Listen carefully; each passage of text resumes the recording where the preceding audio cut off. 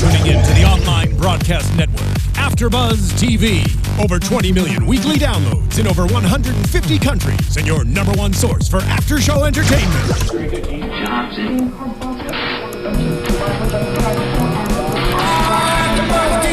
AFTERBUZZ TV, the destination for TV superfans, producing aftershows for over 300 of your favorite TV shows, interviewing celebrities and showrunners, and bringing you behind-the-scenes exclusives. All thanks to E! Entertainment's Maria Menounos, producer Kevin Undergaro, and internet leader Akamai. Now, let the buzz begin! Boom. Yeah. Whoa. Whoa. Look at that. I feel like we just won a video game. I wish. It would be the best thing. Hello, everyone, and welcome to the AfterBuzz After Show of The Americans, Season 3, Episode 4, called Dime Bag.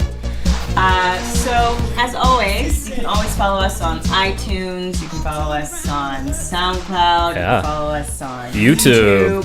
Yep. Subscribe, and then you can personally follow us on our Instagram and Twitter pages. And where can they find you? You can find me at Matt Ritter 1 on Twitter. New guy.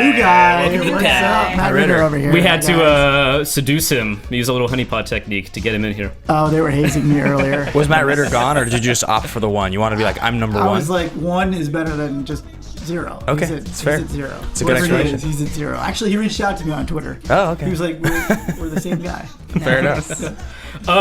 My name is Josh Richmond, and you can find me at Radio TFB on Twitter. My name is Ben Bateman, and you can find me at Ben Bateman Media. And I am Adrian Snow, and you can find me on @MissAdrianSnow on Instagram and Twitter. All right, so everyone, what is everyone's first thoughts on the show? Wow. This time? This was a solid episode, I think. It obviously, we've moved away from, I think the first 3 episodes tried to have at least one like big action set piece or like a moment like that tooth pulling moment, and we didn't necessarily get that here. But a lot of interesting relationships are being developed. Yeah. A lot of creepy relationships are being developed. This is getting into some sticky territory here. It was a little uncomfortable at times. Yeah. I like these setup episodes. You know, I mean, just you can't always have every week Of course. a huge moment. Yeah. I feel like this builds up like your psychological attachment. And they're to doing these people. something different here in Season 3 that they haven't really done in previous seasons, which is that they don't feel pressured to have every character in every episode. You know, there wasn't any Gabriel here, there wasn't any Martha here, and last week we didn't have Nina. So I think they're trying to let some of these individual stories breathe a little bit more and give them room, which is paying off. I think it was great to have Nina back this week. Yeah. They have a lot of balls up in the air, so I think they're trying to do a good job of not oversaturating us with one storyline or, not giving us enough. So they're doing a nice, delicate balance. I thought the episode was pretty back heavy. I definitely was watching and sort of being like, this is a little weaker. It's a lot of setup, and I don't like every character on this show. I like some of them, and I felt like, the Nina situation, I didn't dislike it. I was just like, all right, this is a little slow. And then in the middle of the episode, there was a bomb kind of dropped, and to me, it was like that was when the episode took off, and I definitely noted it and said, okay. And then for the rest of the episode, I was totally engaged. So Okay. I was satisfied in the end. Well, yeah, let's just go ahead and start off with Nina. What was everyone's take on her storyline this episode? We got a little bit more about, I guess, a little bit of her backstory. She might have been married, and I don't know. It's hard. I can't trust anything she's saying, of course. It's interesting, I feel for Nina because she's, from the very beginning of this episode, the situation she's been put in, she's pretty much just being forced, essentially, to replicate some of the same beats she's been doing before. She's just always going to be a tool of powerful men to get information out of people and seduce people. yeah. I find that there's like an interesting detail with this show that you see on either side. You see this sometimes out of Elizabeth, where she'll emasculate Matthew Rhys to try to manipulate him. And it's funny to see like that sort of like emasculating thing get flipped back and forth between a lot of the characters in the show.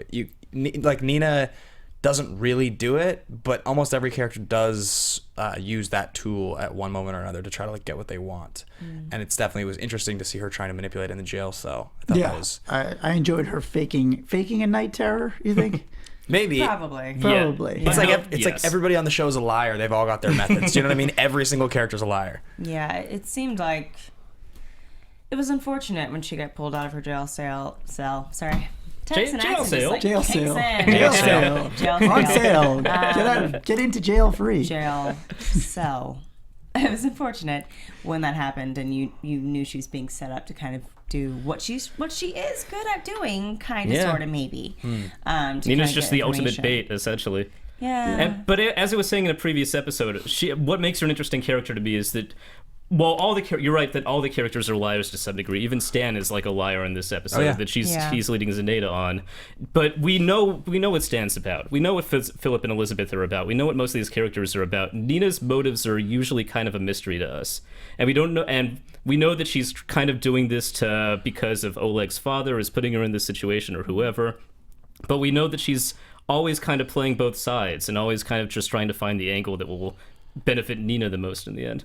Yeah, I think Nina's motive always is surviving. So protecting Nina. Right, Nina, and that's not a wrong motive to have, especially with the situations that she's been put in. No, God, especially in like a Soviet gulag or whatever dark cell she's in right now. Where do you think that ranks, in prisons? Like, Soviet prisons got to be up there. Well, certainly not their prison. They're like two pretty girls who just have bunks and just hang out and can chat. Okay? Well, there's nothing about it that seems particularly brutal when you think of a brutal prison. I mean, from what we've seen so far. It's pretty livable, right? So you think it's like girl camp? It seems like when you think about how bad a prison could be, that does not seem I'd rate it slightly below Mexican prison, above Somalian prison. Okay, there we go. Just to get a gauge. Adrian's disagreeing with that ranking of this. And what's the book you wrote on that called, Josh? Top jails to visit. I certainly don't think it's a girl camp. Well, they obviously are in some type of solitary in a way, so they don't have to interact with like the public prison community. But I don't know. I think if you are in that prison, then you are considered a threat to the nation. Right. And what that probably means is that the reason you are isolated is that they're going to kill you. You think fairly quickly, and they don't want you sharing any type of secrets. Or at the very least, make you think that you're in a position of imminent death, or scare you. Yeah, maybe. I just think they're going to straight up. I think that's a pretty solid point. I think that's pretty much dead on. Now, with what is going on between Nina and the French girl whose name I'm blanking on? The Belgian. The Belgian girl, right? It's a three-letter name. Eva? Evie? Maybe? It might be I Evie. guess just for this episode, we should just call her the Belgian girl. The Belgian girl, yes. The Belgian waffle. Yeah. Yes. Is Nina trying to turn the Belgian girl into her friend, or does it seem like there was something more going on? No, it seems like she's doing exactly what they told her to do, which is getting her to trust Nina. And that's what Nina knows how to do. How do you get someone to give you the information? She's like what Stan said. You get them to believe that you are on their side, Right. So, but maybe it's because I'm used to seeing Nina in the role of seducer. But does it seem like by the end of their scenes of this episode, this girl was like kind of stroking her face a little bit, and like Nina definitely seems like she's got her types of seduction. I mean, seduction is more so getting someone to do what you eventually want. Yes. To buy in. I think it's funny how on television often somebody is cast and before they even open their mouth, they look like the role that they're supposed to play. And I think that Nina looks like a beautiful victim. Do you know what I mean? I was noticing that tonight as I was thinking about it. Like, she has that sad... I don't know what it is exactly. She just looks like her character. Maybe that's just biased because I've seen her in enough episodes now. But sometimes people don't. She looks exactly like her character. She seems like she carries that weight. I would agree with that. When I watch her, I feel like she's going to become attached to whoever she's trying to seduce. Yes. That's what I sort of was seeing maybe happening in the storyline. Like, yes, maybe she has a plan that they've given her, get the info, but it feels like these girls are going to have some sort of deeper bond. Yeah, they're definitely alluding to that, for sure. I really think Nina's just going to end up shanking her. She's just straight up shank job. Metaphorical shank. But yeah, I think it's in her... What we've experienced in the past with Nina is that she will do what she needs to do to survive. And at one point she might have had feelings for Stan, but after she found out that he killed her original buddy, all of her intention was to just get Stan to give the information that she needed to do what she needed him to do. To lie and seduce him, like everybody on the show.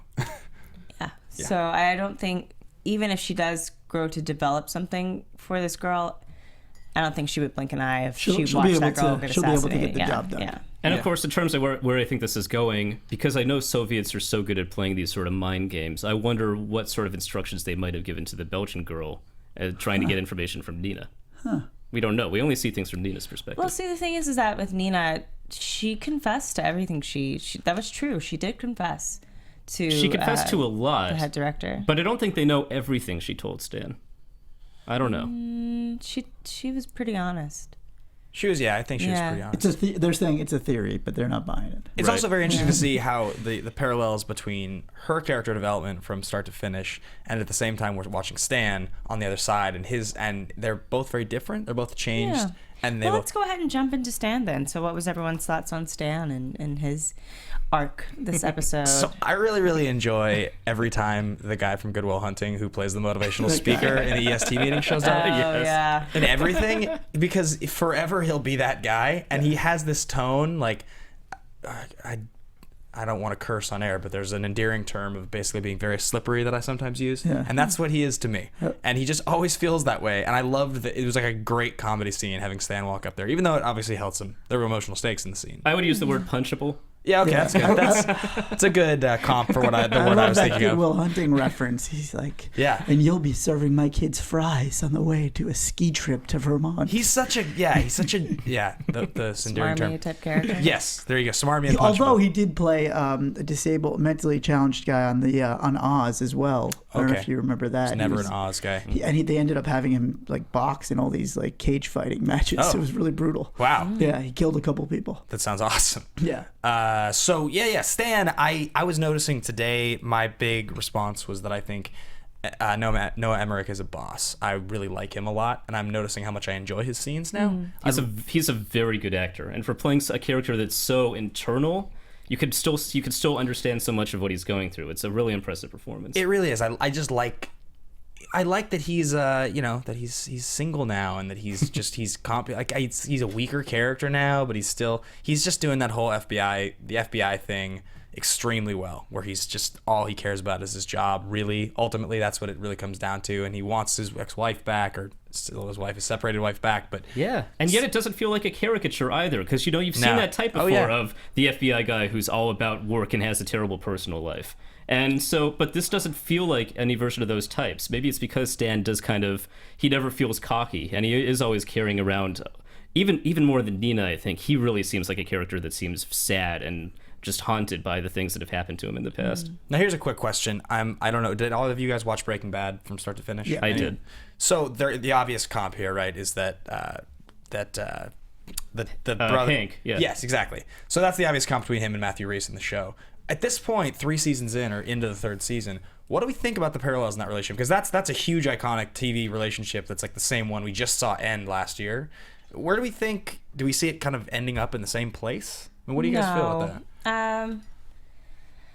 I think, well, what I was going to say about Stan is that, he was kind of that stoic FBI agent, and I will say that an FBI agent versus a DEA agent are very different people. Right. It's true. In terms of, there's a certain level of secrecy, I feel like, that they have with Stan in terms of him being with the FBI that they didn't have with Hank. I mean, Hank was always bragging about all of his drug bust and taking people along with him. And yeah, I mean, they're for one thing, they're very different characters to start with. Obviously, Hank is very extroverted and gregarious, and this guy's a lot more introverted. But what I will also say is with the two characters is that what they do with Stan is they allow him to have a type of vulnerability that you start to see emerge as time goes on when everything is kind of taken away from him.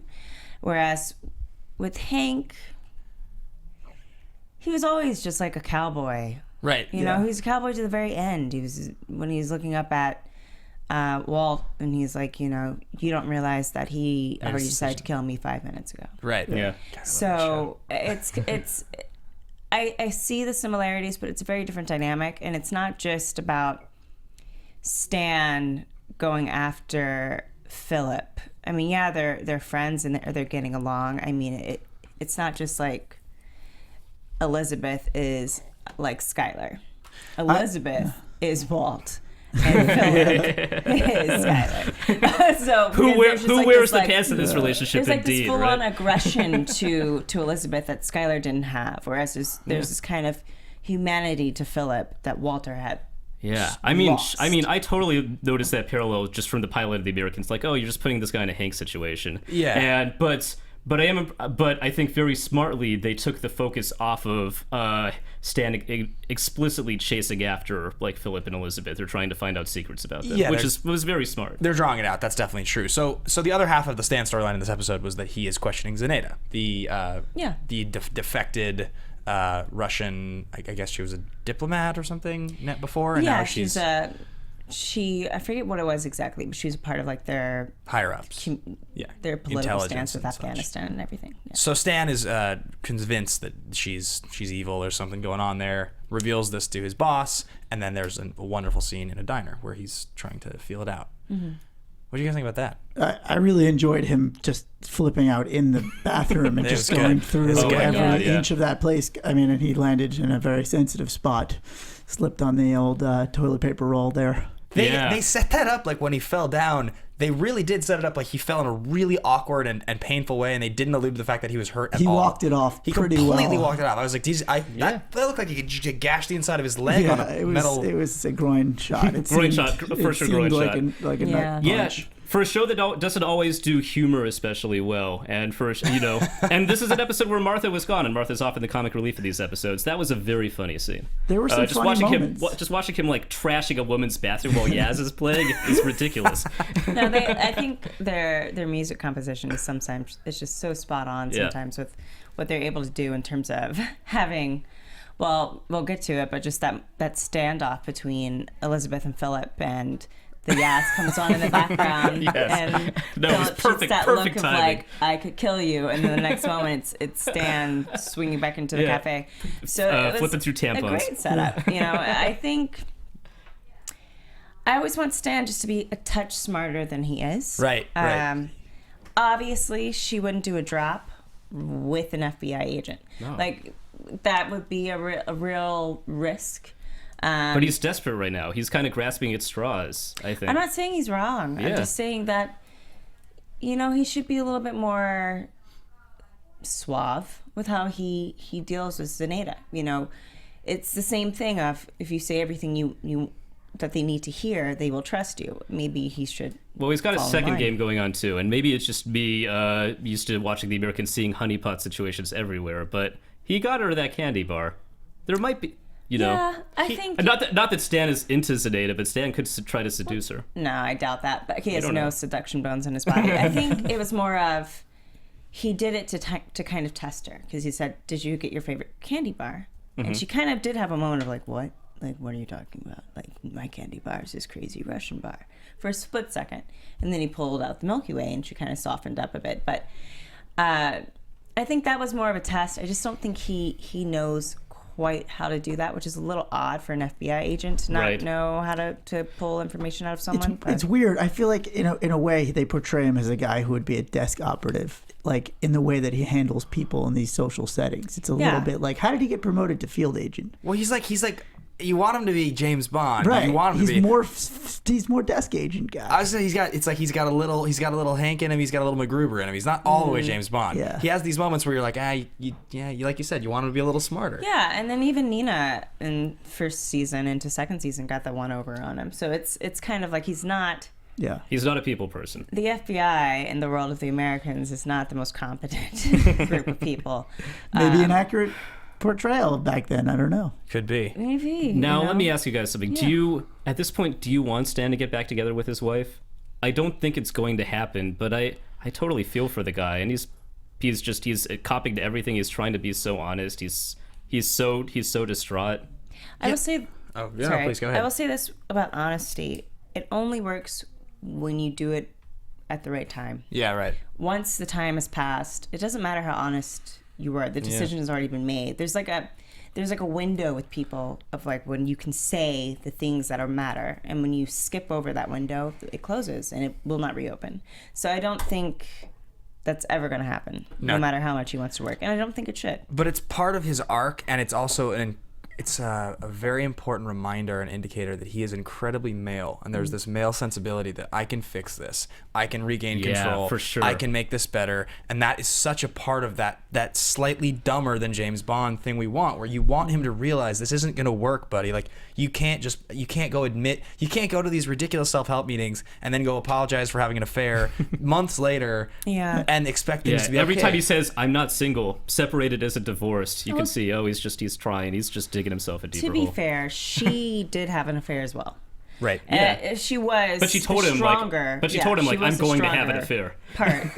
Yeah, she was definitely stronger about it and more honest about it, where she was like, I've met someone. Philip and Elizabeth's son. Desire. And it was, what? That didn't happen? No. And Adrian, but I like your point. I think it, it sort of tells you the difference between a decently written show and a well-written show. It's what's not said. She didn't have to say, you're too late. She doesn't have to stand up. Like, she said it to all of us, to everybody watching, on your face, you missed your window. Yeah.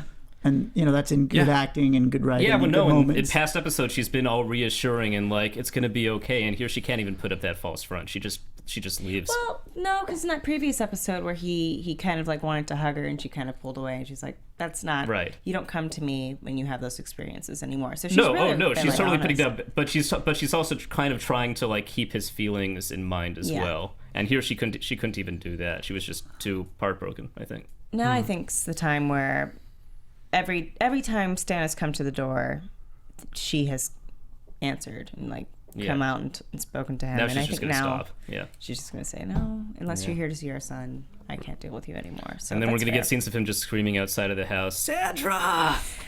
Can we not do that? Don't do that to us. It'd be pretty funny. But did anyone else have any other thoughts about that? I had an interesting thought about the Breaking Bad, sort of analogy. I think you're right that they're different, the DEA and the FBI, because in a way, these guys are playing the same game. I mean, they're two sides of the same coin. The CIA and the FBI and the Russians, they're all the same. They're all playing the same game. Whereas, Hank was always chasing Walt. I mean, in a way, the Russians are chasing the Americans and vice versa at times. They're trying to get information from him. He's trying to get information from the Russians. So it's not so one-sided. It's not as if it turned out that they were spies. I don't think it would ruin him in the same way it ruined Walt. Which speaks to the dishonesty Hank, of every character in the show, right? Because everybody is lying to each other. Whereas with Breaking Bad, even though you could necessarily maybe sympathize with Walt, it was pretty clear who the good guy and the bad guy was throughout the show. Exactly. Oh, really? I mean, you didn't think that him killing people and selling tons of meth makes him a little bit of a villain? I thought Breaking Bad, just to sideline real quick, I thought Breaking Bad was a very interesting show in that it showed a lot of humanity in people and that we are not all good and all bad, because Walt was a very shy science teacher who had big ambitions that he gave up to be a family man. But those ambitions never went away. And when given the opportunity to have those ambitions again, and it started off with a very humble thing of, I just want to take care of my family. It showed a darker side. But at no point did I ever think, even who was killing people, because Hank kills people too. People who are any type of law enforcement, kill people. I thought that this is a very interesting dynamic because I hate Walt sometimes, but then I think about the man that I saw for a season, and I don't forget that man. So it was just kind of like how we talked previously on The Americans about how the Russians view the Americans versus how we view them, and how to other countries we are a terrorist, where we call other people terrorists. There's still that humanity there. So there are two shows that are very good at playing with moral ambiguity and where our sympathies lie. That's totally fair. I think I was more referring to the fact that, like you said, one country chasing another country. We're all in America right now. It's pretty easy to sympathize with the American side of that point of view. Whereas I'm just going to say, personally, I can speak for myself. Whereas in Breaking Bad, and we should probably get back to the Americans rather than doing a pod on Breaking Bad, one character was a meth dealer that murdered people, and the other one worked for the law. So that's all. Right. Which is a little bit, they're both in America. One happens to just be breaking the law and killing people and selling drugs, and the other's trying to stop him from doing that. That's all. Not to say that I'm on one side or the other, like one was all good or all bad. It's just a little clearer than Russia versus America. Okay. I want to say one last quick point about est, because I'm still very lost about what est is, so I looked it up on We've Wikipedia. talked about it like 3 times. So this is what est is about. Supposedly it is meant to transform one's ability to experience living so that the situations one had been trying to change or had been putting up with clear up just in the process of life itself. Yeah. Which cleared up absolutely nothing for me. So Sounds like a Ponzi scheme. Now, this was big in the 80s, though. These 70s. It's still relevant because I was talking about these self-realization center. I mean, they're all. I was just in Del Mar this weekend. There's a huge self-realization center, and there were thousands of people there in 2015. Yeah. It's just so silly. It's basically about saying, like, if someone is hurting you, how much power do you have over the situation? So you have to acknowledge what you've done wrong and not let that person affect you. So it's in front of general. a crowd of people, and they'll break you down emotionally. Yes. Who are you That's guys? the part that's weird. Who were you guys more intrigued when you thought for just a second he says, "Oh, he's here too," and you had the moment, "Oh my God, is Matthew Rhys gonna have to go up there and talk?" Who were you more intrigued to see talk? I wanted to see Philip talk. Wanted to see Philip talk. I hope they do it in a future episode. Yeah, they might. Yeah, maybe not. I don't know. I want to jump to. I'm just dying to talk about it. The Paige problem. Yeah, we're going right into that right now. So Yeah. we just did final thoughts, but so the Paige problem. What was everyone's thoughts on that? You're dying to talk about it. Yeah, It's becoming my favorite part of the show. Okay. I love the way that Elizabeth is working the middle, that she's totally manipulating both sides of the relationship. I feel like she's working her daughter and she's working her husband. I love, like I said, that she is using her ability to emasculate Philip as this tool, who wears the pants in that relationship. And I love that she's last week she stripped down and she tried to manipulate him with sex and he ignored it. I like that there's this wall going up. Yeah, I mean, if she's trying to work her husband, she's not doing it very well because Philip is seeing straight through it. Yeah. And I also just love that it's that moment that you wait for the door to slam when she just says, "I'm doing this with or without you." And that to me was the moment of the episode where I was like, this is getting good. Because you were 90% sure that's what was going on anyway. There's a little bit of She had ambiguity. been semi-open about it. It's so. just her saying what had been clearly happening. Even probably since the beginning of the season. Well, I think she'd been more kind of, this could happen, this is a possibility, this is what they want. And so it was the first time that she actually finally said, okay, yeah, you're right, this is happening, there is no way around it. So all because Philip bought a Yaz record, and she's like, what are you doing? It's awesome.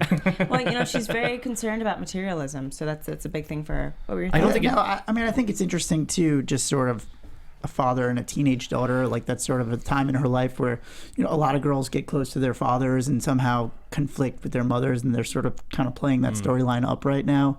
So I'm just curious to see. True. I'm just curious to see when there's going to be a big blow up fight with mommy and daughter. So, and I love that. That is what I love so much about that storyline, is that they're taking pretty normal, in some ways, very normal problems that all parents have with their teenage daughters, and just putting an extra layer of intrigue behind it. Did you guys love the religion angle where she brings the pastor to dinner? No, yeah. The biggest thing I noticed with Pastor Tim coming in with his wife was that they would kind of act as Paige's surrogate parents. Right. So it was, in a sense, like they had already accomplished what Elizabeth and Philip had wanted to accomplish. They'd already converted her. They had already baptized, gotten her to the point where she wanted to be baptized. Yeah, Paige was the power player in this episode. She pulled it off this whole scheme behind her parents' back. It was very smooth. Yeah. It was she would be a great spy.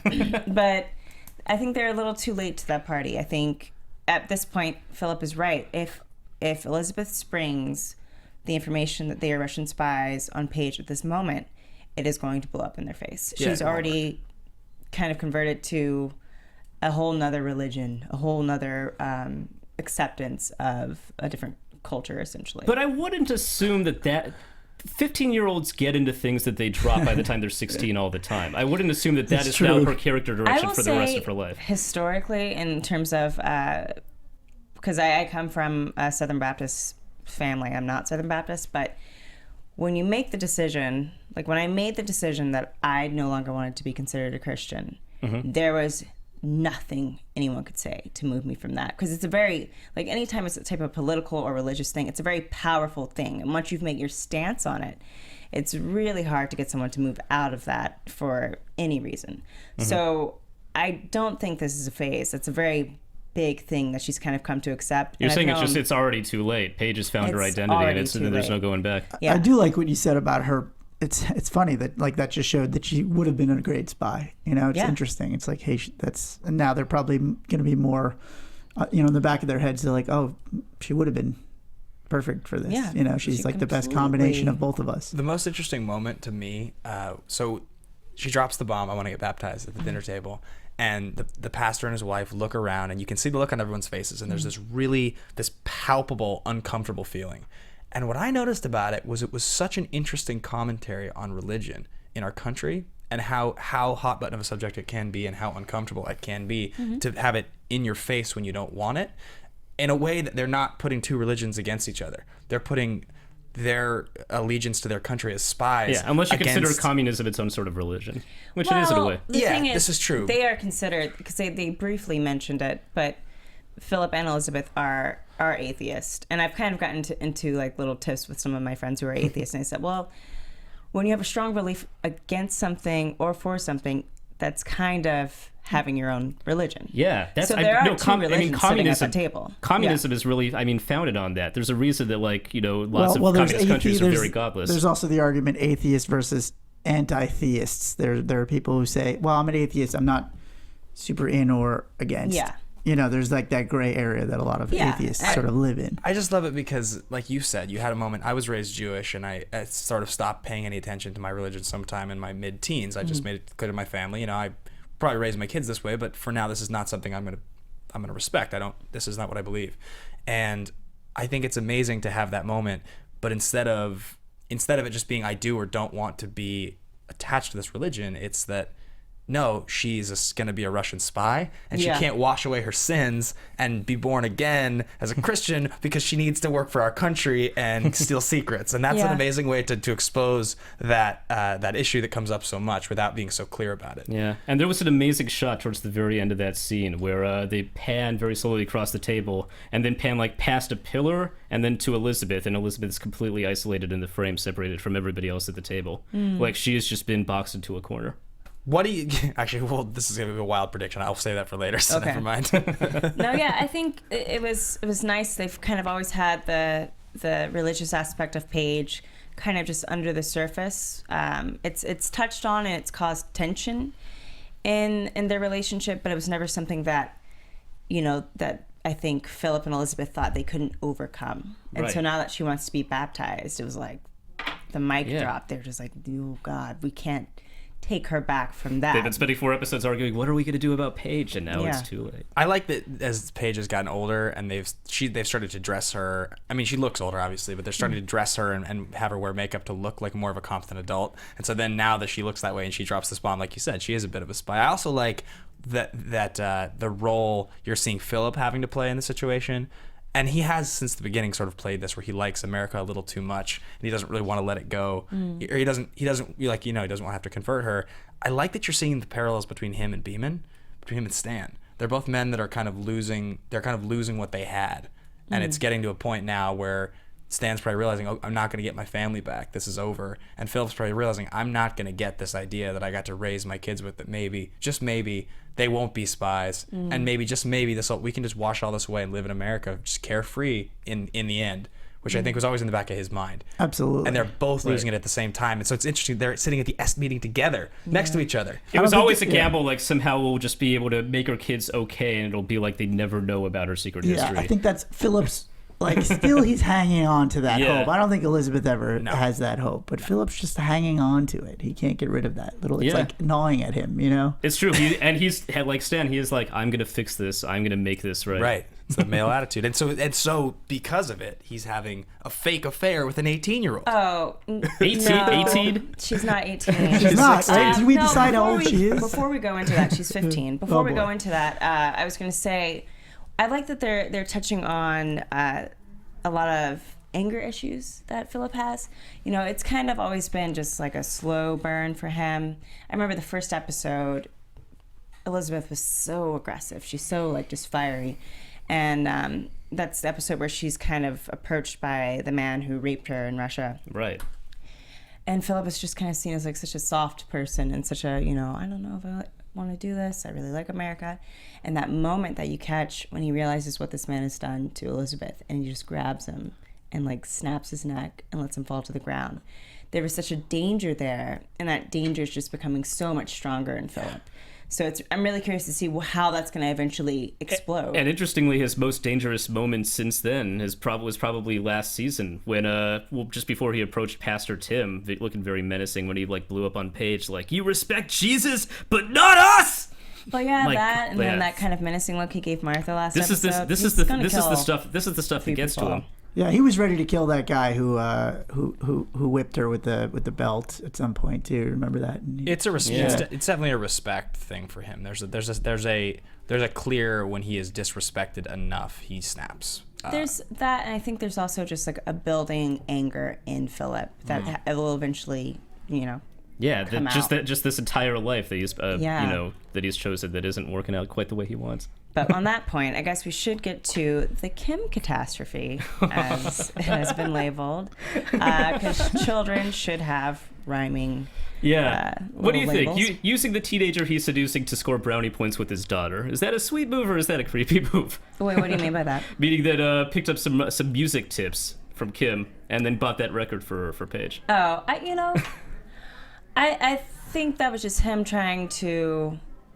It was him kind of pushing him or putting himself up against Elizabeth, but it was also him just kind of wanting her to be a teenager, and that's the most important thing to him. So having him buy her the Yaz record, I mean, at least he was getting some pointers out of his regular job. But of course Elizabeth is thinking at the same time, you're trying to get a little bit control of Paige back from me. She's a little paranoid too. I think with Elizabeth, I think he's also probably thinking that. She's mildly valid in that point, but I also think that sometimes Elizabeth becomes so intense, like, no, I have to have this moment. You can't take this moment away from me. And that sometimes Philip doesn't really mean as much in some of his actions as Elizabeth thinks he does. I think more so in terms of him just spending more time with Paige, he sees it more as a protective action, right, to kind of protect her from what Elizabeth and what Gabriel and what the KGB are trying to put upon her. Right. So the Yaz record, I think it was just more of like a, no, you really like this. I'm your dad. I just wanted to give it to you. Yeah. But it is a hot tip he got from the 16-year-old he's seducing. Yes. So 15, we decided. She's 15. Yeah. Ugh. Because so creepy. I believe she said she was 15 in the last episode. They kind of commented on that when they were listening to her talk to the other spy. I gotta say, I get really uncomfortable when people feel they have to go dip their toes into pedophilia on TV. It's always like, do you really need to go there? There's so many places that are just like dirty and naughty that you can go to. And I hope that Philip kind of puts his foot down about, what he's going to do with that. But I mean, I would hope that too. Same time, we've seen him slaughter innocent people for seasons now. This guy is a guy who will do a whole lot of really bad things. But he's also a father who has a great love, respect, and desire to protect his daughter. Yeah. So I think I'm saying he doesn't want to be in this situation with the teenager, but he'll do anything for his mission. I don't know. I think what I'm saying is that might be the point where he draws the line, because I think that's a very touchy thing for him, because he is a father who respects and wants to protect his own daughter. Right. I'm interested to see if they even make him push that boundary on the show. Yeah. I don't think they will. That's my prediction. It feels like they're kind of teasing. I think the writers are smart enough to know how uncomfortable the pedophilia thing is. I think FX might not want that past the censors. Yeah. Like an actual legitimate physical relationship between an adult and teenager. They have Sons of Anarchy, so who knows what FX. Sons of Anarchy, they did. That's a good point. Everything under the moon. But my only question in this is he gets the phone call at the end of the episode and he says, Kimberly wants to see me alone. And then the next thing we know, he's with her, and he's all in full makeup and hair and glasses and the outfit. So at somewhere, he has to put on that costume and make sure the wig looks good and all of it. He probably doesn't do it at home because if his kid sees him leaving the house looking like a crazy. Maybe he does it in the car with like a little makeup kit or something like that in like the rear view mirror before he sees her. But if he walks out of the house, maybe Stan sees him. So he can't really do. I was just wondering, like, they always look so, their hair. They used to have makeup. a safe house that they would go to, I believe. Right, they might still have that stuff. But it actually started to bother me a bit of this episode too, thinking, okay, he's hanging out with Stan a bunch, and he's there for his family, and he's got this secret marriage with Martha, and he's somehow pulling off this scheme at the same time. How many hours are there in a day? Spies are good at their jobs. Yeah. Occasionally he's got to show up at the travel agency just to, He's gone for months at a time with when it comes to Martha. Like, he won't see her for a lot longer because he's, doing whatever he's doing for the CIA. But so that's how they kind of handle that. I think with the whole Kim thing, they do a lot of that stuff late night. If you think about it, they have most of their family handled between the hours of 5 and 8, 5 and 9. The kids pick up by 10. Mm-hmm. By 10, they're out doing whatever they need to do. But with Kim as well, I was going to say, I guess it's also a little odd to have sometimes the way they present female sexuality in the show. I like the strength that they give Elizabeth. I also sometimes get a little weirded out by how they weaponize female sexuality. Yeah. Even in someone so young that a 15-year-old would Same time, have the though, audacity. they weaponize male sexuality. Everybody's sexuality is a weapon on this show. I don't think they weaponize male sexuality. Nah, it's not the same. Because almost in every single instance, every woman on the show, with the exception of Sandra, every woman that's had to do some type of espionage has weaponized her sexuality to the point that Philip said, well, why don't you sleep with Gabriel? No. The new guy, Hans or something. The South African new guy. Oh, that's what I meant. Why don't you sleep with him? That's kind of part of the job, isn't it? So it's one thing to understand it like in the spy world. It's another thing to have a teenage character introduced that's into the seduction of older men. I even wrote down, what did I say? Something crazy, but it's just kind of uncomfortable. Like, it is. Can we not make Phil a pedophile and did Kim just do the obligatory teen seduction dance? But of course, depicting it is not the same as giving it a pass, right? I mean, they know it's supposed to be uncomfortable. Yeah, the look on Phil's face at the end of the episode is a pretty clear indicator. He doesn't want to do it. Just like you said, I mean, there are parallels between this and other great shows, Breaking Bad being one of them, and the moral ambiguity of these characters is, I mean, that's one of the things we notice. And I really don't think that he's going to do anything that questionable, but I think they're trying to make us think he's seriously considering it for his job, and that's why he has that look on his face at the end. And I think that in a weird way, the alienation from his wife, the alienation from his daughter, the disappointment in his daughter's decision, there is an element of him being like somebody wanting to be around him. I think that is part of the way he's like, I have to go and we're alone. I don't think it's 100% just the job. I think he wanted to get out of the house to go be around someone else. I'm not saying that it's that the pedophilia side is something that Philip wants or that he's inclined to. Obviously, he doesn't want to do this. And what I'm saying is that I think overall something the show does that I'm not always 100% on board with is this whole idea that women weaponize their sexuality. And so whether or not people actually believe that to be true or not, I'm not saying that... In the spy world, don't women weaponize their sexuality? Do we weaponize our sexuality? In the spy world? In the spy world? Which is the world we're in? I'm saying the point is with Kim is that she is not a spy. She's a 15-year-old girl. She could also just be into older men. She could be that girl who's, there's always that one girl in high school who's randomly got like some 30-year-old guy coming around. Maybe she's that girl. I mean, no. Yeah, that's every high school has one. But that's there's always one.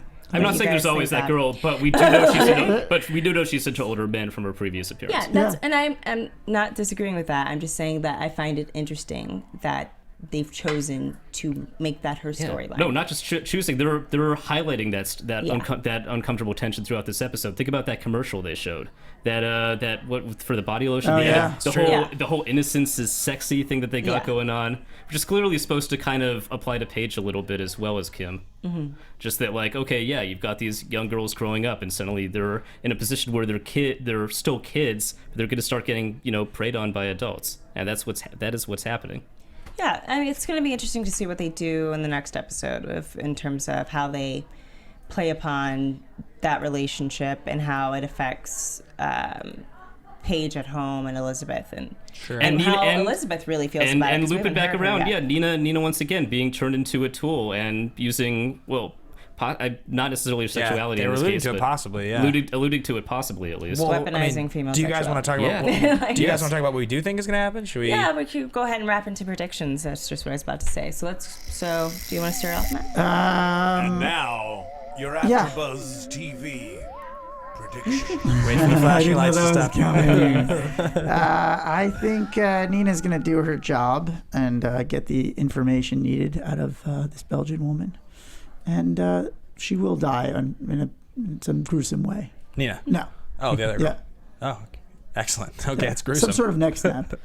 Well, this week I think Micah realized that his dad doesn't really know all the state capitals all that well, and which is especially weird considering he's a travel agent. So now I'm thinking maybe Micah's going to find out the truth before Paige. Oh, that's does. clever. I'm gonna throw another bold one. I'm gonna give myself only like a 51% on this. I think that Pastor Tim and his wife, one or both of them will be murdered by the end of this season.